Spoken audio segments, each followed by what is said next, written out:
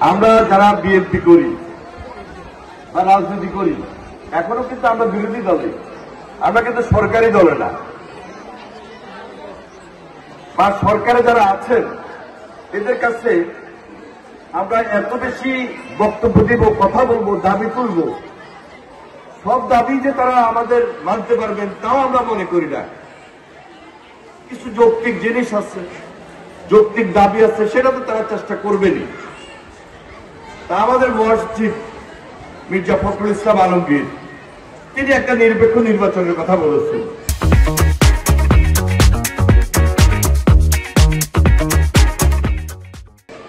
নির্বাচন এবং সেই নির্বাচনটা নিরপেক্ষ নির্বাচন, এই দাবি করেছে। এই দাবি করাটা তো খুবই যৌক্তিক।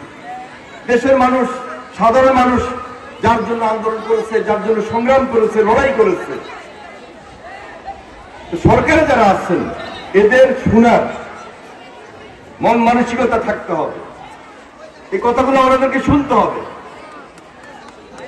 এই কথাগুলো যদি না শুনেন, উপলব্ধি যদি না করেন,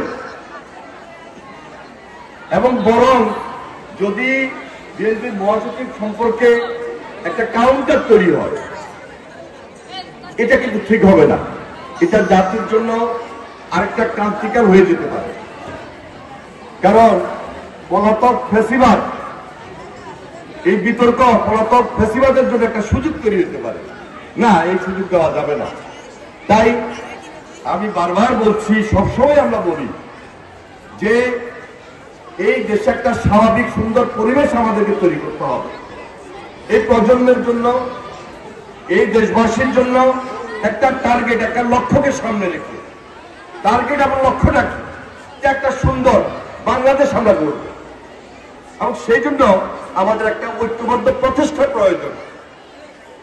তাহলে যিনি সরকারে আছেন আর সরকারের বাইরে আমরা যারা আছি, সবার মধ্যে নির্বাচনটাকে নিয়ে একটা ঐক্যমতে বসতে হবে, যেটা দীর্ঘদিনের ডিমান্ড। সুতরাং এখানে বিতর্ক সৃষ্টি করার কোন সুযোগ নেই। পলাতক ফ্যাসিবাদ দুর্নীতি করেছে, লুটপাট করেছে, গুম করেছে, খুন করেছে, হত্যা করেছে, অত্যাচার করেছে, নির্যাতন করেছে। তাদেরকে সুযোগ তৈরি করে দেব, এই ধরনের কোন বিতর্ক আর যাতে না হয়। আমি বিশেষভাবে এই সরকারের, এই অন্তর্বর্তীকালীন সরকারের সবাইকে অনুরোধ করব, আলোচনার টেবিলে, গোল টেবিল আলোচনা হতে পারে, রাজনীতিবিদদের সঙ্গে আলোচনার যে ক্ষেত্রটা, এটা আরো বৃদ্ধি করতে হবে। এই সুযোগটা কিন্তু আপনাদেরকে তৈরি করে দিতে হবে। সুতরাং আমি আর এই ব্যাপারে বেশি কথা বলতে চাই না। আমরা প্রত্যাশা করি, প্রত্যাশার জায়গা থেকে সেই একই কথা আলোচনার টেবিলে আপনার ডাকবেন, সকল রাজনৈতিক দল নিয়ে বসে এটা সমাধান খুবই জরুরি। একটা যৌক্তিক সময় নির্বাচন।